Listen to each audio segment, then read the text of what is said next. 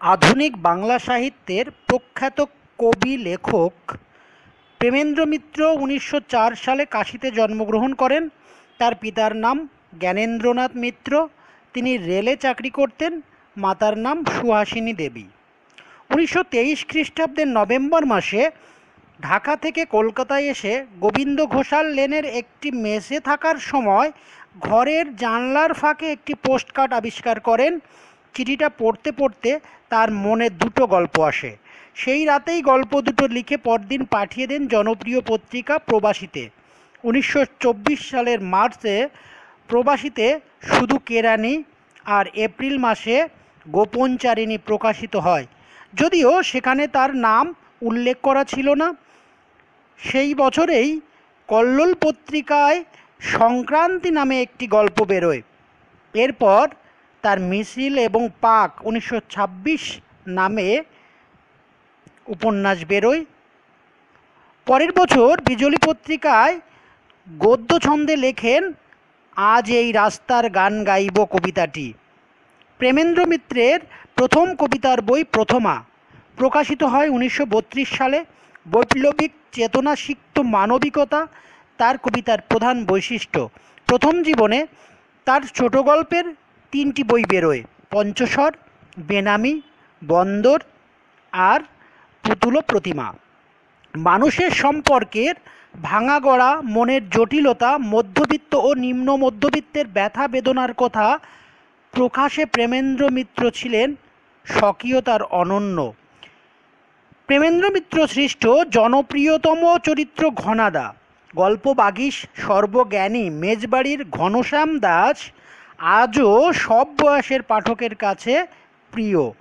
তার এই অমর চরিত্র ৭২ নং বনমালী লস্কর লেনের মেজবাড়ির বাসিন্দা ঘনাদা প্রথম প্রকাশিত হয় ১৯৪৫ সালে। এছাড়াও তিনি অনেকগুলি ছোট গোয়েন্দা গল্প ও উপন্যাস লিখেছেন, যার মুখ্য চরিত্র পরাশর বর্মা, যে পেশায় গোয়েন্দা হলেও নেশায় কবি। তার শ্রেষ্ঠ চরিত্র মামাবাবুকে। তিনি বহু অ্যাডভেঞ্চার উপন্যাস ও ছোট গল্প এনেছেন, যেগুলি কিশোরদের ভেতরে জনপ্রিয়। প্রেমেন্দ্র মিত্র প্রথম বাঙালি সাহিত্যিক যিনি নিয়মিত কল্পবিজ্ঞান ও বিজ্ঞানভিত্তিক গল্প উপন্যাস রচনায় মনোনিবেশ করেন। তার বিজ্ঞান সাহিত্য রচনার শুরু ১৯৩০ সালে। রামধনু পত্রিকায় ক্ষিতীন্দ্রনারায়ণ ভট্টাচার্য তাকে ছোটদের জন্য লিখতে অনুরোধ করলে পিঁপড়ে পুরাণ কাহিনীটি লেখেন। এটি তার প্রথম কল্পবিজ্ঞান রচনা। কুহকের দেশে এই গল্পে তার কল্পবিজ্ঞান ও অ্যাডভেঞ্চার কাহিনীর নায়ক মামাবাবুর আত্মপ্রকাশ। ১৯৪৮ সালে ড্রাগনের নিঃশ্বাস বের হলে মামাবাবু পাঠক মহলে জনপ্রিয় হন। তার রচিত কয়েকটি বিখ্যাত কল্পবিজ্ঞান গল্প উপন্যাসের নাম হলো, ছোট গল্পের মধ্যে রয়েছে কালাপানির অতলে, দুঃস্বপ্নের দ্বীপ, যুদ্ধ কেন থামল, মানুষের প্রতিদ্বন্দ্বী, হিমালয়ের চূড়ায়, আকাশের আতঙ্ক, অবিশ্বাস্য, লাইট হাউসে, পৃথিবীর শত্রু, মহাকাশের অতিথি, সমনের রং সাদা। বড় গল্প উপন্যাসের মধ্যে রয়েছে পিঁপড়ে পুরাণ, পাতালে ৫ বছর, ময়দানবের দ্বীপ, শুক্রে যারা গিয়েছিল, মনু দ্বাদশ, সূর্য যেখানে নীল। এছাড়াও আকাশবাণীর উদ্যোগে লিখিত সবুজ মানুষ নামে একটি ৪ অধ্যায়ের বারোয়ারি কল্পবিজ্ঞান কাহিনীর প্রথম অধ্যায় রচনা করেন প্রেমেন্দ্র মিত্র। অবশিষ্ট ৩টি অধ্যায় লিখেছিলেন অদৃশ বর্মন, দিলীপ রায়চৌধুরী ও সত্যজিৎ রায়। চলচ্চিত্র জগতে পদ বেঁধে দিল রাজলক্ষ্মী, হিন্দি যেটা, নতুন খবর, চুপি চুপি আসে, কালো ছায়া, কুয়াশা, হানাবাড়ি তার পরিচালিত ছবি। এছাড়াও তিনি বহু সিনেমার কাহিনীকার, চিত্রনাট্যকার ও উপদেষ্টা ছিলেন। তার রচিত কবিতার মধ্যে রয়েছে যেগুলি বেশি গুরুত্বপূর্ণ, সেগুলির মধ্যে হলো প্রথমা, সম্রাট, ফেরারি ফৌজ, সাগর থেকে ফেরা, হরিণ চিতাচিল, কখনো মেঘ, আমি কবি কামারের ফ্যান। তার উল্লেখযোগ্য উপন্যাসের মধ্যে রয়েছে পাক, মিছিল, উপনয়ন, আগামীকাল, প্রতিশোধ, কুয়াশা, পথ ভুলে, যখন বাতাসে নেশা, হৃদয় দিয়ে গড়া জড়ানো মালা, পথের দিশা, পা বাড়ালেই রাস্তা, হানাবাড়ি, মনু দ্বাদশ, সূর্য কাঁদলে সোনা, বিসর্পিল। তার উল্লেখযোগ্য যে গল্প সমগ্র, ছোট গল্প সমগ্র, সেগুলি হলো পঞ্চস্বর, বেনামি বন্দর, পুতুল ও প্রতিমা, মৃত্তিকা, অফুরন্ত। ধূলি ধূসর, মহানগর, জলপায়রা, শ্রেষ্ঠ গল্প, নানা রঙে বোনা, পুণ্যাম, তেলেনা পোতা আবিষ্কার ইত্যাদি। প্রেমেন্দ্র মিত্র রবীন্দ্র পুরস্কার এবং সাহিত্য একাডেমি পুরস্কারে সম্মানিত হয়েছেন। 1987 সাল পর্যন্ত ভগ্ন স্বাস্থ্যেও সৃষ্টিশীল ছিলেন তিনি। 1988 সালের 3রা মে কলকাতায় পাকস্থলীর ক্যান্সারের কারণে অসুস্থ হয়ে মারা যান।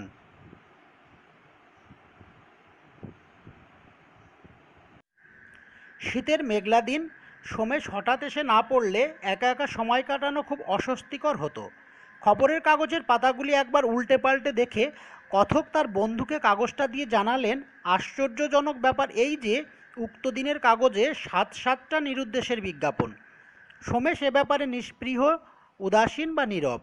কথক তাই তার নীরবতা ভাঙবার জন্য বললেন, কি করে মানুষজন নিরুদ্দেশ হয় আর কিভাবে তার বিজ্ঞাপন লেখা হয়। বেশিরভাগ ক্ষেত্রেই দেখা যায় মায়ের প্রশ্রয়ে ছেলে হয়তো থিয়েটার দেখে রাত করে বাড়ি ফিরেছে, বাবা ওদিকে রেগে আগুন, কারণ পয়সা কড়ি খরচ করে তিনি ছেলেকে পড়াচ্ছেন আর ছেলে পরীক্ষায় ফেল করছে, ঘুরে বেড়াচ্ছে, পয়সা যেন তার কাছে খোলামকুচি। এ নিয়ে রোজ অশান্তি।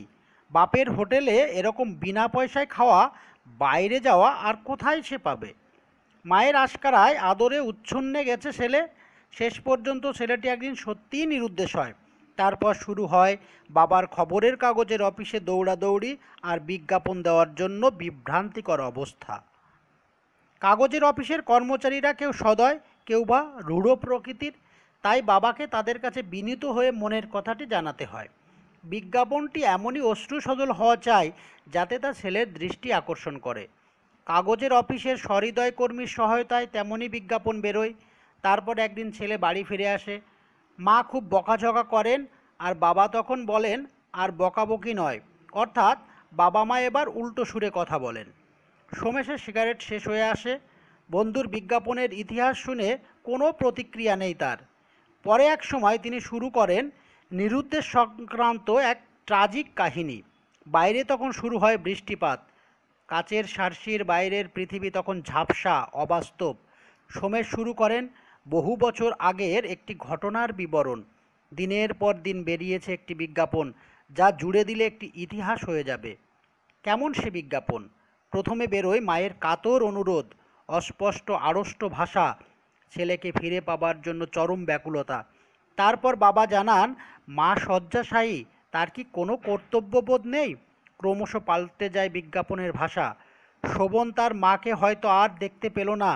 দুঃখ না দিয়ে সে যেন ফিরে আসে। সন্ধান দিতে পারলে পুরস্কার, পুরস্কারের পরিমাণ ক্রমশ বাড়ে। 16-17 বছরের ছেলে, ঘাড়ের দিকে ডান কানের কাছে একটি জরুল, জীবিত বা মৃত সন্ধানেও পুরস্কার ইত্যাদি। কতক সোমেশের এই বিজ্ঞাপনের উপাখ্যান না শুনে আসল ঘটনাটি জানতে চান। জমিদার বংশের ছেলে শোভন 2 বছর পর ফিরে আসে। তাদের প্রাচীন জমিদারি অনেক ঝড়ঝাপটার মধ্য দিয়ে এসেও বর্তমানে তেমন ক্ষয়প্রাপ্ত হয়নি। একমাত্র অধিকারী সেই শোভনই। বাড়ি ফিরে শোভন কিন্তু অন্দরমহলে যেতে বাধা পায়। নায়েব, খাজাঞ্চি কেউ তাকে ভেতরে যেতে দেন না। শোভনের উৎকণ্ঠা বাড়ে। কেউ কি অসুস্থ? কর্মচারীরা বলেন সবাই ভালো আছেন, কিন্তু শোভনকে ভেতরে যেতে দেওয়া যাবে না, বাড়িতে বসে থাকতে হবে। শোভন ভেবেছিল বৃদ্ধ খাজাঞ্চি তার পরিচিত, তিনি হয়তো প্রবেশ অধিকার দেবেন, কিন্তু তা হয়নি। এ নিয়ে তার সঙ্গে কর্মচারীদের নানা বাকবিতণ্ডা চলে। অবস্থা এমন জায়গায় পৌঁছায়, নায়েব মশাই ভেতর থেকে শোভনকে একটা পুরনো ফটো নিয়ে এসে মেলাবার চেষ্টা করেন। শোভন বিস্ময়ের সঙ্গেই জানায় এটি তারই ছবি, কিন্তু তাও অন্দরমহলে যাওয়া অসম্ভব, কারণ তার আগে আরও 2জন শোভন এসেছিল। তাদের সঙ্গে জরুলেরও মিল ছিল, সুতরাং শোভন যেন ফিরে যায়। শোভন কাতরভাবে জানায় সে তার বাবা মায়ের সঙ্গে শুধু একবার দেখা করেই চলে যাবে। তাতে নায়েব মশাই জানান শোভন 7 দিন আগে গাড়ি চাপা পড়ে মারা গিয়েছে। প্রত্যক্ষদর্শী আর হাসপাতালের ডাক্তারের বর্ণনায় তার সাদৃশ্যও পাওয়া গেছে। অস্থির শোভন একসময় তার বাবাকে বাড়ির বাইরে বেরোতে দেখে বাবার কাছে ছুটে যায়, কিন্তু তিনি তার কর্মচারীদের কথায় যা বোঝেন তাতে তাকে চলে যাবারই অনুমতি দেন। শোভন হতবাক হয়ে যায়। কিছুক্ষণ পর ঘটে এক আশ্চর্য ঘটনা। নায়েব মশাই আর আরেকজন কর্মচারী মিলে ঠিক করেন বেশ কিছু টাকার বিনিময়ে শোভনকে একটা অভিনয় করতে হবে। এমনকি স্বয়ং জমিদারও অনুরোধ করেছেন, সেটি যে এই মুমূর্ষ মায়ের কাছে তার হারানো ছেলে হয়ে একবার দেখা দিতে হবে। সেই মর্মেই নায়েব মশাই শোভনের হাতে বেশ কিছু টাকা গুঁজে দেন। নিস্তব্ধ সোমেশ। কথক সে সময় সোমেশের কানের জরুল চিহ্নের কথা বলেন। সোমেশ সহাস্যে বলেন, এই জন্যই নাকি গল্প বানানো সহজ। কিন্তু কথক কিছুতেই তার হাসিটা বিশ্বাস করতে পারেন না।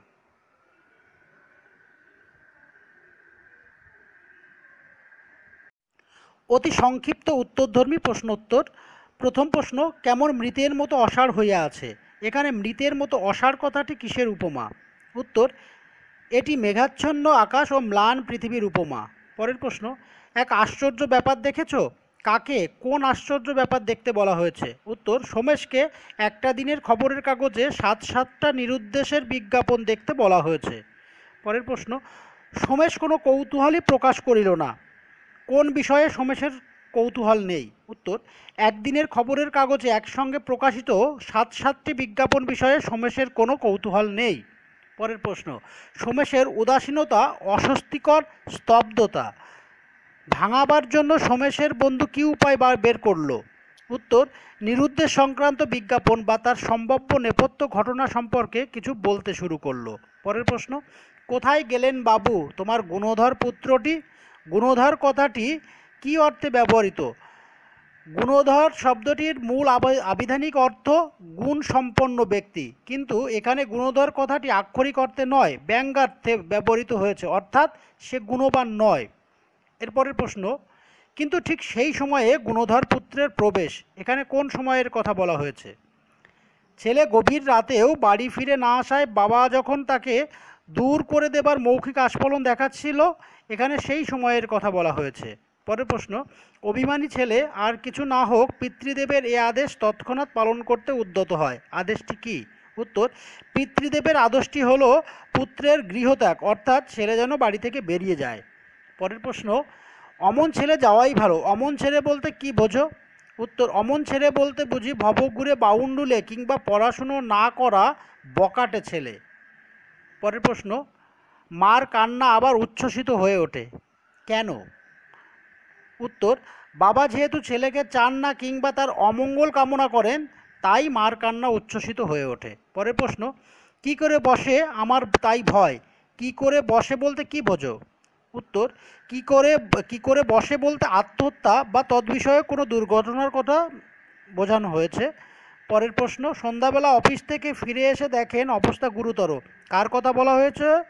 গুরুতর অবস্থাটি কি? উত্তর, গুরুতর অবস্থাটি হলো জনৈক ভদ্রলোকের ছেলে বাড়ি ফেরেনি আর তার স্ত্রী শয্যাশায়ী। পরের প্রশ্ন, তোমার আশকারাতেই তো উচ্ছন্নে গেছে। আশকারা কি? আশকারা বলতে বোঝায় প্রশ্রয়। পরের প্রশ্ন, নিরুদ্দেশ গল্পে মা তার ছেলেকে কীরকম আশকারা দিয়েছেন? উত্তর, মা তার গোপন সঞ্চয় থেকে ছেলেকে টাকা পয়সা দেন এবং জানেন ছেলে কোন সময়ে বাড়ি ফিরতে পারে। পরের প্রশ্ন, পরের দিন ভয়ানক কাণ্ড। ভয়ানক কাণ্ডটি কী? উত্তর, ভয়ানক কাণ্ড এই যে ছেলে নিরুদ্দেশ যাত্রার পর অভুক্ত শয্যাশায়ী আর বাবাও সম্ভবত বিনিদ্র। পরের প্রশ্ন, এ অশান্তির চেয়ে বনবাস ভালো। অশান্তিটি কী? উত্তর, ছেলে নিরুদ্দেশ আর তার স্ত্রী অর্থাৎ ছেলের মা অভুক্ত শয্যাশায়ী। অশান্তি বলতে এটিকেই বোঝানো হয়েছে। পরের প্রশ্ন, না আর থাকতে দিলে না, এ অশান্তির চেয়ে বনবাস ভালো। বক্তা এ কথা বলার পর কি করলেন? উত্তর, বক্তা এ কথা বলার পর সরাসরি খবরের কাগজের অফিসে গিয়ে ওঠেন। পরের প্রশ্ন, খবরের কাগজের অফিসের ব্যাপারটা বড় জটিল কেন? উত্তর, খবরের কাগজের অফিসে নানা রকমের কাজ হয়, সেই অনুসারে তার নানা বিভাগও রয়েছে, যেমন বিজ্ঞাপন, সাহিত্য, আলোকচিত্র, প্রুফ রিডিং, রচনা, মুদ্রণ প্রভৃতি কাজের জন্য নানা বিভাগ, তাই উক্ত অফিসে জটিলতা। পরের প্রশ্ন, কোন দিকে কি করতে হয় কিছু বোঝা যায় না, এর অর্থ কি? এর অর্থ খবরের কাগজের অফিসে কোথায় কে কি কাজ করেন তা বোঝা কঠিন কঠিন। পরের প্রশ্ন, আপনাদের কাগজে এই এই একটা খবর বার করতে চাই, কি খবর? উত্তর, খবরটি হলো নিরুদ্দেশ সংক্রান্ত একটি বিজ্ঞাপন। পরের প্রশ্ন, আমরা কি এতদিনে রামযাত্রা বার করেছি, বিষয়টি কি স্পষ্ট করো। উত্তর, নিরুদ্দেশে যাওয়া এক পুত্রের বাবা তার পুত্রের নিরুদ্দেশ সংক্রান্ত একটি খবর ছাপার কথা বলায় খবরের কাগজের অফিসের কর্মীটি এই কথা বলেন। আমরা কি এতদিন রামযাত্রা বার করছি, রামযাত্রা কি? উত্তর, রামযাত্রা আসলে রামচন্দ্রকে কেন্দ্র করে এক ধরনের লোকনাট্য গীত। পরের প্রশ্ন, এই একটু বিজ্ঞাপন, বিজ্ঞাপন বলতে কি বোঝো? উত্তর, বিজ্ঞাপনের অর্থ বিশেষভাবে জ্ঞাপন বা জানানো, প্রচার কিংবা তার প্রতি জনগণের দৃষ্টি আকর্ষণ। পরের প্রশ্ন, ও বুঝেছি, নিরুদ্দেশ কি দেবেন? এরপর বক্তা কি জানতে চান? উত্তর, এরপর বক্তা জানতে চান বিজ্ঞাপনদাতা নিরুদ্দেশের চেহারার বর্ণনা দেবেন নাকি ফিরে আসার অনুরোধ জানাবেন। পরের প্রশ্ন, বুঝেছি, বক্তা কি বুঝেছেন? উত্তর, বক্তা বুঝেছেন নিরুদ্দিষ্ট পুত্র রাগারাগি করে বাড়ি ছেড়ে চলে গেছে। পরের প্রশ্ন, দিন লিখে দিন, কে কি লিখবেন? উত্তর, নিরুদ্দিষ্ট পুত্রের বাবা তার নিরুদ্দিষ্ট পুত্রের জন্য একটি বিজ্ঞাপন লিখবেন। পরের প্রশ্ন, আচ্ছা আমরা লিখে দেবখন, কারা কি লিখে দেবেন? উত্তর, খবরের কাগজের অফিসের দুই কর্মী নিরুদ্দিষ্ট পুত্রের নিরুদ্দেশ সংক্রান্ত একটি বিজ্ঞাপন লিখে দেবেন। পরের প্রশ্ন, একটু ভালো করে লিখে দেবেন, কার প্রতি, কার এ উক্তি? উত্তর, সংবাদপত্র কর্মীর প্রতি নিরুদ্দিষ্ট পুত্রের পিতার এ উক্তি। পরের প্রশ্ন, আপনি নিশ্চিন্তে থাকুন, কে কাকে কি বিষয়ে নিশ্চিন্ত থাকতে বলেছেন? উত্তর, সংবাদপত্রের এক বিভাগীয় কর্মী নিরুদ্দিষ্ট পুত্রের পিতাকে নিরুদ্দেশ সংক্রান্ত একটি আবেগঘন বিজ্ঞাপন বিষয়ে নিশ্চিত থাকতে বলেছেন। পরের প্রশ্ন, আশ্বস্ত হয়ে বাবা ঘরে ফেরেন, কার বাবা, তার আশ্বস্ত হওয়ার কারণ কি? উত্তর, নিরুদ্দিষ্ট ছেলের বাবা, তার আশ্বস্ত হওয়ার কারণ সংবাদপত্র কর্মী তার হয়ে নিরুদ্দেশ সংক্রান্ত এক অশ্রুসজ্জল বিজ্ঞাপন লিখে দেবেন। পরের প্রশ্ন, অমন কুলাঙ্গার তো তুই হয়েছিস, কুলাঙ্গার বলতে কি বোঝো? উত্তর, কুলাঙ্গার কথাটির সাধারণ অর্থ কুলের বা বংশের অঙ্গার বা আগুন, তবে গূঢ় অর্থে যে বংশের মান সম্মান বা মর্যাদা নষ্ট করে তাকে কুলাঙ্গার বলা হয়। পরের প্রশ্ন, কি হয়েছে তোমার বলো তো? বক্তাকে কাকে এমন কথা বলেছেন? উত্তর, বক্তা নিরুদ্দেশের কথক, তিনি তার বন্ধু সোমেশের নীরবতার জন্য এমন কথা বলেছেন। পরের প্রশ্ন, মিছিমিছি আমি একলা বকে মরছি, বক্তা কে, তিনি মিছিমিছি একলা কি বকলেন? উত্তর, বক্তা নিরুদ্দেশের কথক, তিনি এতক্ষণ ধরে নিরুদ্দেশ সংক্রান্ত বিজ্ঞাপনের সম্ভাব্য নেপথ্য ঘটনার কথা বলছিলেন।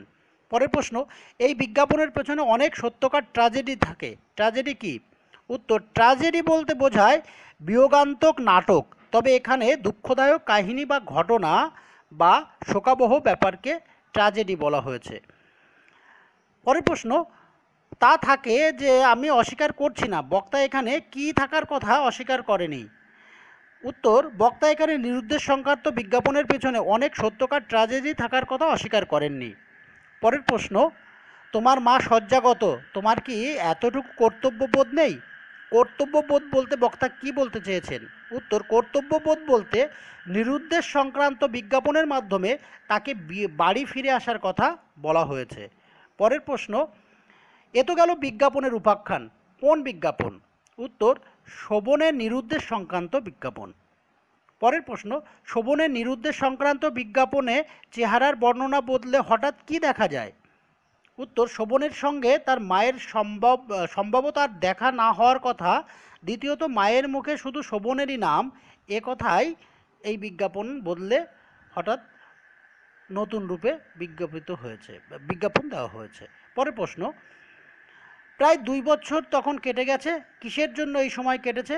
উত্তর, শোভনের নিরুদ্দেশ তথা তার নিরুদ্দেশ সংক্রান্ত বিজ্ঞাপনের পর এই সময় কেটেছে। পরের প্রশ্ন, বারবাড়িতে একটু বিশ্রাম করুন, কে কাকে একথা বলেছে? উত্তর, নায়েব মশাই শোভনকে কথা বলেছে। পরের প্রশ্ন, নায়েব মশাই শোভনকে বারবাড়িতে বিশ্রাম করতে বলেছেন কেন? উত্তর, শোভনকে তারা প্রকৃত শোভন মনে করেননি, তাই তাকে অন্দরমহলে ঢুকতে না দিয়ে বারবাড়িতে বিশ্রাম করতে বলেছেন। পরের প্রশ্ন, শোভন বারবাড়িতে পৌঁছে কাকে দেখে আশ্বস্ত হলো? উত্তর, শোভন বারবাড়িতে পৌঁছে তার পরিচিত বৃদ্ধ খাজাঞ্চি মশাইকে দেখে আশ্বস্ত হলো। পরের প্রশ্ন, তার পরিচিত বৃদ্ধ খাজাঞ্চি মশাইকে দেখে সে যেন আশ্বস্ত হলো। কার কথা বলা হয়েছে? তার আশ্বস্ত হওয়ার কারণ কি? উত্তর, এখানে শোভনের কথা বলা হয়েছে। তার আশ্বস্ত হওয়ার কারণ, নিরুদ্দিষ্ট হওয়ার 2 বছর পর বাড়ি ফিরে এসে কেউ যখন তাকে চিনতে পারেনি বা তাকে অজ্ঞাত ভেবে ভেতরে ঢুকতে দিচ্ছে না, তখন বৃদ্ধ খাজাঞ্চি নিশ্চয়ই তাকে চিনবেন এবং এ কাজে সাহায্য করবেন, এই জন্য সে আশ্বস্ত হয়েছে। পরের প্রশ্ন, তার পরিচিত বৃদ্ধ খাজাঞ্চি মশাইকে দেখে সে যেন আশ্বস্ত হলো। খাজাঞ্চি বলতে কি বোঝো? খাজাঞ্চি বলতে বোঝায় কোষাধ্যক্ষ, অর্থাৎ যে হিসাব রাখে, অর্থকরী, তাকেই খাজাঞ্চি বলা হয়। পরের প্রশ্ন, চারিধারের সবকটা দৃষ্টি তার উপর ভাবে নিবদ্ধ। উদ্দিষ্টজনের উপর কোন ভাব নিবদ্ধ? উত্তর, উদ্দিষ্টজনের অর্থাৎ এখানে শোভনের ওপর সংশয় বা সন্দেহ বা বিশ্বাস অবিশ্বাসের ভাব নিবদ্ধ। পরের প্রশ্ন, এখন অস্পষ্ট হয়ে এসেছে একটু, অস্পষ্টের বস্তুটি কি? উত্তর, অস্পষ্টের বস্তুটি হলো শোভনের পুরনো দিনের একটি ফটো। পরের প্রশ্ন, আপনারা বিশ্বাস করছেন না, কারা কি বিশ্বাস করছেন না? উত্তর, শোভনের জমিদার বাড়ির নায়েব খাজাঞ্চি মশাই প্রমুখ নিরুদ্দেশ প্রত্যাগত শোভনকে বিশ্বাস করছেন না।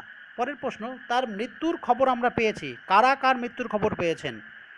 উত্তর, শোভনের জমিদার বাড়ির কর্মচারীরা শোভনের মৃত্যুর খবর পেয়েছেন। পরের প্রশ্ন, শোভন এই অবস্থাতেই না হেসে পারল না, কোন অবস্থাতে? উত্তর, শোভন যখন তার বাড়ির নায়েব খাজাঞ্চি প্রমুখের কাছে তারই মৃত্যুর খবর পেয়েছে, সেই মুহূর্তটাকেই এই অবস্থাতেই বলে গণ্য করা হয়েছে। পরের প্রশ্ন, বৃদ্ধ থমকে দাঁড়ালেন, কেন থমকে দাঁড়ালেন? উত্তর, তিনি নিরুদ্দেশ প্রত্যাগত শোভনের কণ্ঠে বাবা ডাক শুনে থমকে দাঁড়ালেন। পরের প্রশ্ন, নায়েব মশাইয়ের হাতে অনেকগুলি টাকার নোট, তার হাতে টাকার নোট কেন? উত্তর, নায়েব মশাই টাকাগুলি নিয়ে শোভনকে পারিশ্রমিক হিসাবে দেবেন এই জন্য যে সে যেন প্রকৃত শোভন হারানো এক মাকে একবার এসে দেখা দেয়, অর্থাৎ শোভনের অভিনয় করার জন্য এই টাকা দেওয়ার জন্য সে টাকা নিয়ে এসেছে হাতে করে। পরের প্রশ্ন, তার এতে কোনো ক্ষতি নেই, এতে বলতে কি ইঙ্গিত করা হয়েছে এখানে? উত্তর, এতে বলতে এখানে শোভনকে প্রকৃত শোভন হারানো এক মৃত্যু পথযাত্রী মায়ের কাছে শোভন হয়ে দেখা দেবার অভিনয়কে ইঙ্গিত করা হয়েছে। পরের প্রশ্ন, সেই জন্যই গল্প বানানো সহজ হলো। বক্তা এমন কথা বলেছেন কেন? উত্তর, আসলে বক্তা তার বন্ধুকে তারই দুঃখজনক জীবনের কথা বলছিলেন এবং তা গোপন রাখতে চাইছিলেন, তাই সে এমন কথা বলেছেন। পরের প্রশ্ন, নিরুদ্দেশ গল্পের সময়কাল কিরূপ? উত্তর, নিরুদ্দেশ গল্পটির সময়কাল শীতের বাদল দিন, তবে শীতল, প্রায় অন্ধকার, অস্বাভাবিক অপরাহ্ন। পরের প্রশ্ন, মুমূর্ষুর নিষ্প্রভ দৃষ্টিতে কোনো কিছু ধরা পড়বে না, কোনো কিছু বলতে কি বোঝো? উত্তর, কোনো কিছু বলতে এখানে আসল ও নকল শোভনের কথা বলা হয়েছে। পরের প্রশ্ন, প্রবল ভাবাবেগে তার বার্ধক্যের শিথিল মুখকে বিকৃত করে দিচ্ছে কেন? উত্তর, উদ্দিষ্টজনের শোভন নামের এক পুত্র নিরুদ্দেশ হয়েছে, তাই তার এমন অবস্থা। মোটামুটি নিরুদ্দেশ গল্প থেকে অতি সংক্ষিপ্ত উত্তরধর্মী প্রশ্নোত্তর এগুলোই খুবই গুরুত্বপূর্ণ, এগুলোর মধ্য থেকেই তোমরা সব পেয়ে যাবে।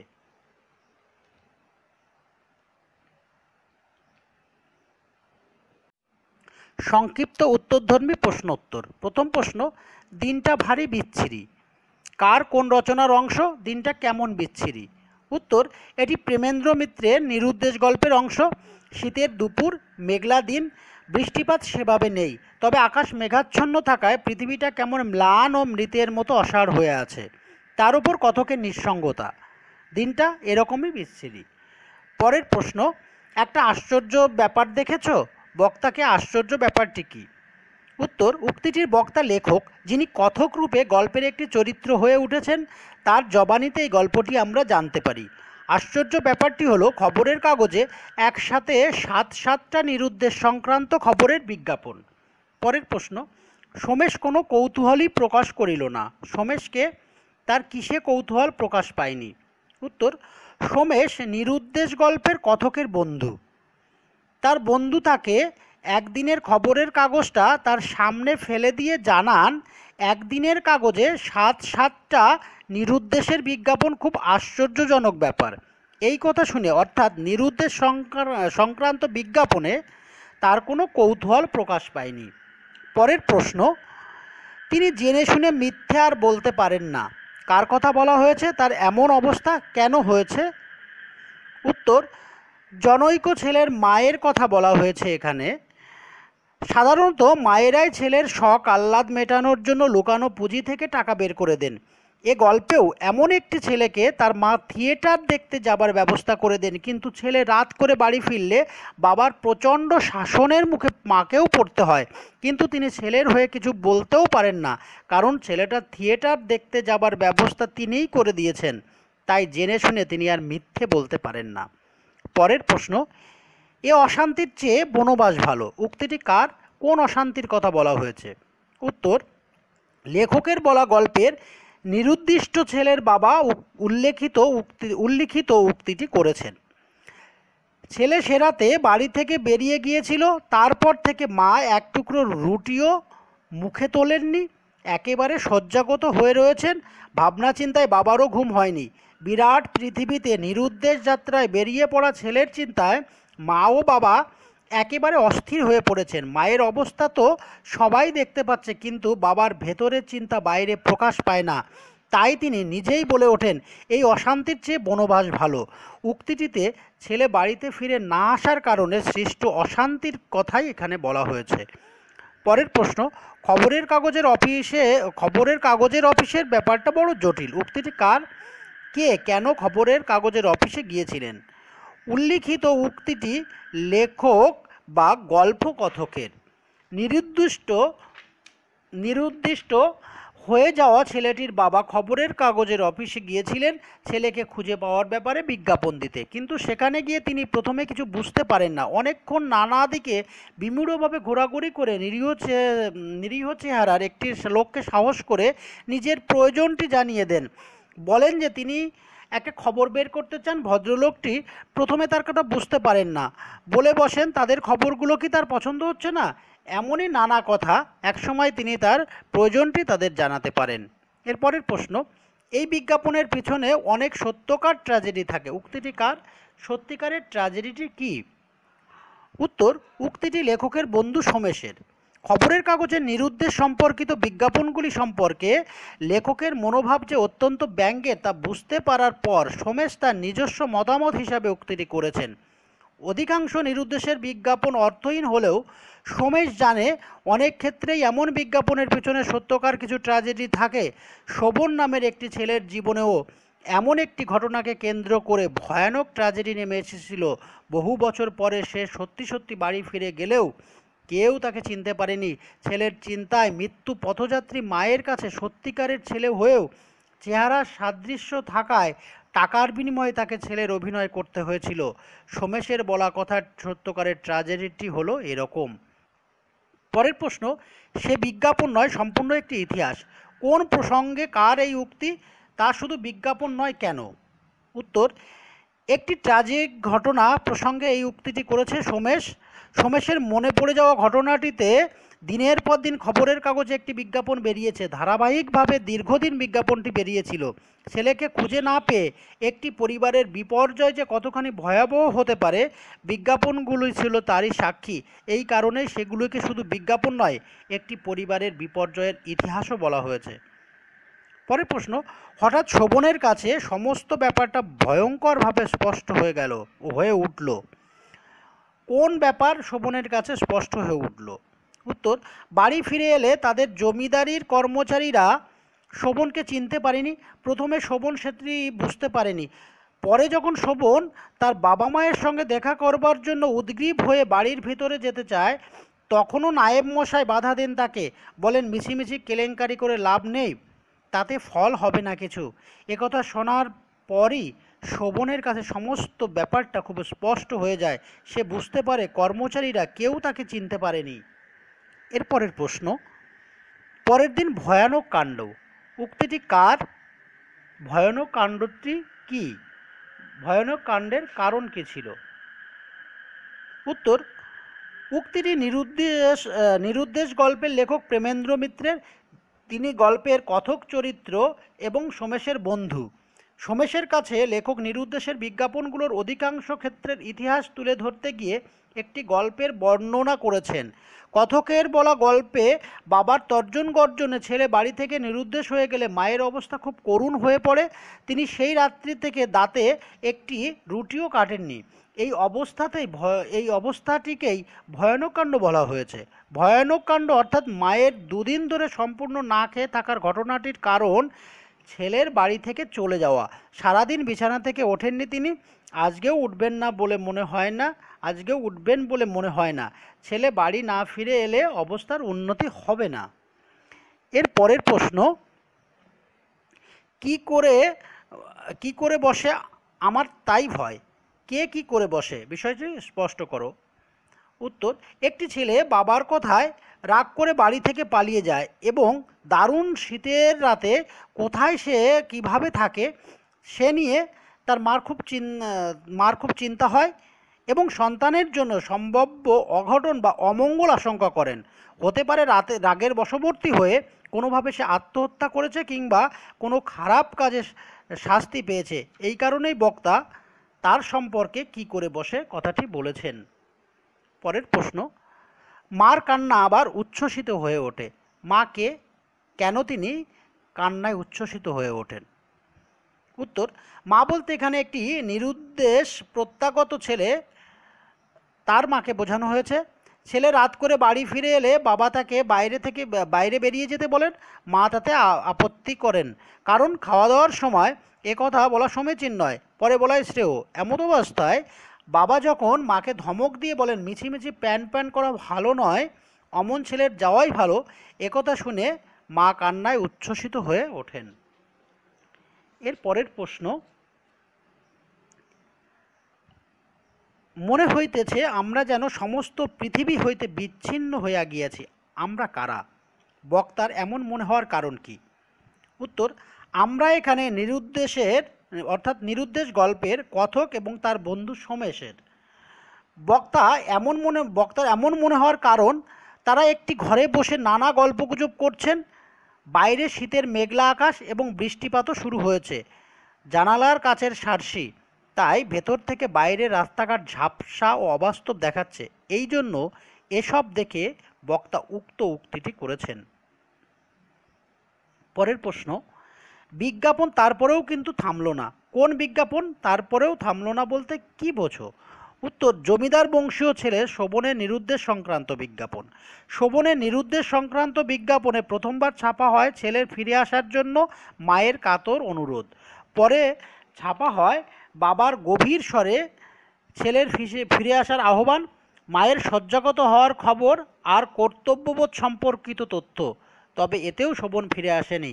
তাই বক্তা বলেছেন বিজ্ঞাপন তারপরেও থামলো না, অর্থাৎ এরপরেও বিজ্ঞাপন প্রকাশিত হয়। এর পরের প্রশ্ন, বৃদ্ধ স্খলিত পদে এক পা এগিয়ে আবার থমকে গেলেন। বৃদ্ধকে, তিনি কেন এমনভাবে থমকে গেলেন? উত্তর, বৃদ্ধ হলেন জনৈক এক জমিদার, যার পুত্র 2 বছর হলো নিরুদ্দেশ। শোভন নামে তার একটি পুত্র নিরুদ্দেশ হওয়ায় তিনি চরমভাবে শোকাচ্ছন্ন, ব্যথাহত। 2 বার শোভনের নামে 2 জন তার বাড়িতে এসেছিল তারই পুত্রের দাবি নিয়ে, কিন্তু তারা প্রকৃত শোভন না হওয়ায় বৃদ্ধ ভদ্রলোক মানসিকভাবে বিপর্যস্ত। তবু বাড়ি থেকে বাইরে বেরোবার সময় তিনি সেই বাবা ডাক শোনেন, কিংবা বাবা আমাকে চিনতে পারছো, এই প্রশ্নের মুখোমুখি হন। তখন তিনি এভাবে থমকে যান। পরের প্রশ্ন, কণ্ঠস্বরে তার মিনতি, কার কথা বলা হয়েছে? তার কণ্ঠে মিনতি কেন? উত্তর, এখানে শোভনের বাড়ির বৃদ্ধ নায়েব মশাইয়ের কথা বলা হয়েছে। তার কণ্ঠে মিনতির কারণ আর কিছুই নয়, শোভনকে একটা কাজ করতে হবে। তার জমিদার পত্নীর জন্য ভদ্রমহিলার শোভন নামে একটি পুত্র নিরুদ্দেশ হওয়ায় বর্তমানে তিনি মুমূর্ষু হয়ে পড়েছেন, চোখেও ঝাপসা দেখেন। এমত অবস্থায় পুত্র শোকের জ্বালা নিবারণ করতে পারে একমাত্র এই শোভন। যদিও এই শোভন প্রকৃত শোভন, কিন্তু কর্মচারীদের কাছে তা নয়। তবু তাকে সত্যিকারের শোভন হয়ে মুমূর্ষু মহিলাকে দেখা দিতে হবে। এজন্য সে অনেক পারিশ্রমিক পাবে। এর পরের প্রশ্ন, এবার কি করে কৃতার্থ করবেন বুঝতেই পারছি। বক্তা এখানে কার কোন কৃতার্থের কথা বলেছেন? উত্তর, বক্তা এখানে তার এক ছেলের সম্পর্কে কথা বলেছেন। ছেলেটি মায়ের আদর প্রশ্রয় পেয়ে এমনই ভবঘুরে বাউন্ডুলে হয়ে গেছে যে টাকা পয়সা খোলামকুচির মতো ব্যবহার করে, থিয়েটার দেখে প্রায়ই রাতে বাড়ি ফেরে, তার উপর পরীক্ষায় সে গতবার অকৃতকার্য হয়। এই মর্মেই বক্তা ব্যঙ্গের সুরে বলেন, এবারও তিনি কি করে তাকে কৃতার্থ করবেন সেটি তিনি বুঝতে পেরেছেন। এর পরের প্রশ্ন, ছেলের মৃত্যু সংবাদ তিনি শোনেননি। ছেলে এবং তিনি কে? ছেলের মৃত্যু সংবাদ সম্পর্কে তোমার ধারণা কি? ছেলে প্রাচীন জমিদার বংশীয় শোভন এবং তিনি সেই শোভনের মা বর্তমানে মুমূর্ষপ্রায়। ছেলের মৃত্যু সংবাদ বলতে এখানে শোভনের মৃত্যু সংবাদকে বোঝানো হয়েছে। বস্তুতপক্ষে প্রকৃত শোভন নিরুদ্দেশ প্রত্যাগত এবং তার বাড়ির ভেতরে প্রবেশ করতে উন্মুখ, কিন্তু তার বাড়ির কর্মচারীরা তাকে প্রকৃত শোভন মনে না করে ভেতরে যেতে দেয়নি। তাদের মতে গাড়ি চাপা পড়ে শোভনের মৃত্যু হয়েছে। ঘটনার সত্যতা প্রমাণিত হয়েছে প্রত্যক্ষদর্শী ও হাসপাতালের ডাক্তারের বর্ণনায়। তবে এখানে আমার ধারণায় প্রকৃত শোভন মারা যায়নি। আপনারা বিশ্বাস করছেন না, কিন্তু একবার আমায় দেখা করতে দিন। বক্তাকে কাদের উদ্দেশ্যে কথা? বক্তা কাদের সঙ্গে দেখা করতে চান? উত্তর, বক্তা প্রাচীন জমিদার বংশীয় শোভন নামে একটি ছেলে। সে তার বাড়ির নায়েব, খাজাঞ্চি প্রমুখ কর্মচারীদের উদ্দেশ্যে কথা বলেছে। বক্তা তার বাবা মার সঙ্গে দেখা করতে চায়। মোটামুটি নিরুদ্দেশ গল্পে সংক্ষিপ্ত উত্তরধর্মী প্রশ্ন উত্তর এগুলোই খুবই গুরুত্বপূর্ণ।